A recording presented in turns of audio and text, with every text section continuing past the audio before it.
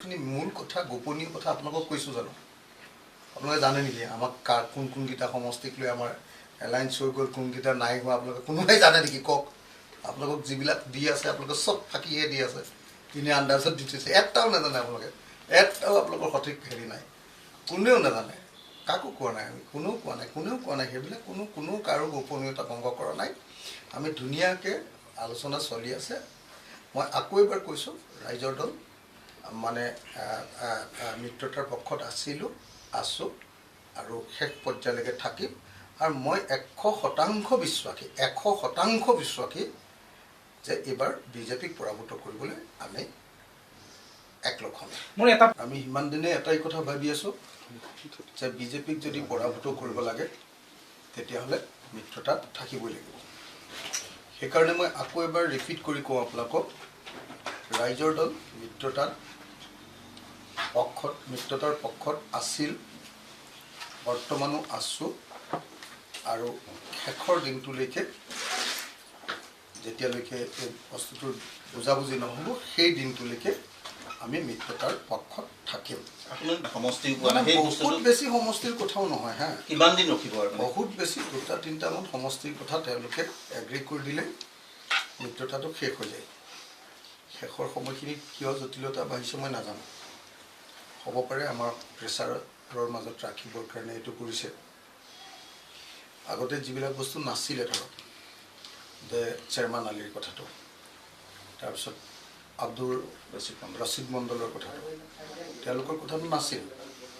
আনকি যেতিয়া জিতেন্দ্ৰ সিঙে মোক কৈছিলে যে আপুনি কিয় এওঁলোকক লৈছে তেতিয়া মই কৈছিলোঁ যে চব আমি যদি নলওঁ যিহেতু আপোনালোকৰ দলৰ লগত তেওঁলোকৰ সংঘাত হৈ গ'ল যদি আমি নলওঁ তেতিয়াহ'লে ৰচিদ মণ্ডলে তেওঁ অসম গণ পৰিষদলৈ যাবলৈ কথা পাতি আছে আমাক বাৰম্বাৰ কৈছে আৰু যদি আমি নলওঁ তেতিয়াহ'লে তেওঁ উপায় নাথাকিব তেওঁ অসম গণ পৰিষদলৈ যাম বুলি কৈছে চেয়াৰমান আলী ডাঙৰীয়াই মই যিমান দূৰ জানো LIDFৰ লগত কথা পাতি আছে নহ'লেও নিৰ্দলীয় খেলিব তেওঁতো ইলেকশ্যন খেলিবই তো গতিকে মই স্পষ্টকৈ জিতেন্দ্ৰ সিং ডাঙৰীয়াক কৈছিলোঁ যে আমি তেওঁলোকক NDAৰ ফালে ঠেলি দিয়াটো ভাল নহ'ব তেওঁ ইনেবিলিটি থকা দুজন কেণ্ডিডেট গতিকে তেওঁলোকক NDAৰ ফালে ঠেলি দিয়াটো উচিত নহ'ব আৰু সেই কথাটো সকলোৱে মানি লৈছে ন ইয়াৰ আগৰ আলোচনা গোটেইবিলাকত কোনেও এইটো সম্পৰ্কে কোনো ধৰণৰ আপত্তিয়ে তোলা নাই একবাৰৰ কাৰণেও তোলা নাই আমি কথা পাতিলোঁ প্ৰথমতে ভূপেন বৰাৰ লগত প্ৰথম লখিমপুৰত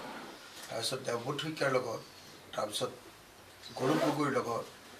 তাৰপাছত আকৌ ভূপেন বৰাৰ লগত তাৰপিছত আকৌ আপোনাৰ চাৰিজনৰ লগত মাজতে জিতেন্দ্ৰ সিঙকো লগ পালোঁ কোনেও মাত্ৰ জিতেন্দ্ৰ সিঙে কথাটো কৈছিলে এদিন জিতেন্দ্ৰ সিং ডাঙৰীয়াই কওঁতে মই তেখেতক বুজালোঁ যে চব আমি তেওঁলোক দুজনক এৰি দিলে তেওঁলোক গৈ NDAৰ পাৰ্টনাৰ হ'ব আৰু তেতিয়া লোকচানটো আমাৰ হ'ব ইনেবিলিটি থকা কেণ্ডিডেট তেতিয়া তেওঁতো আপত্তি কৰা নাই গতিকে মই নাভাবোঁ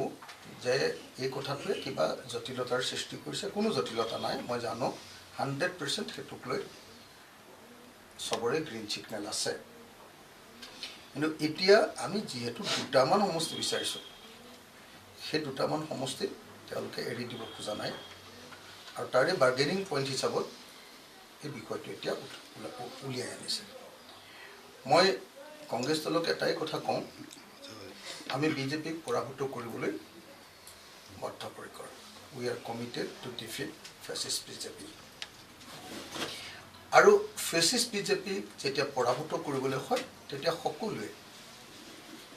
অলপ ছেক্ৰিফাইচ কৰিব লাগিব আমি 27টাৰ পৰা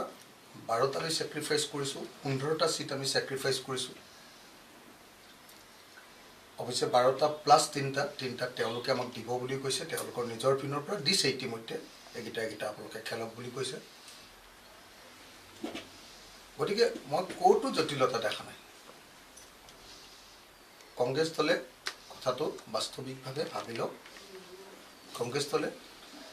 কথাটো বিজেপিক পৰাভূত কৰাৰ স্বাৰ্থত কথাটো বিবেচনা কৰক আৰু মই আশা কৰোঁ যে আজিৰ দিনটোৰ ভিতৰতে বা কাইলৈৰ ভিতৰতে আমাৰ যিটো স্থবিৰতা আহিছে বা অকণমান গতিশীলতাটো কমিছে সেই গতিশীলতাটো পুনৰ আহিব আৰু আজি বা কাইলৈৰ ভিতৰতে মই আশা প্ৰকাশ কৰোঁ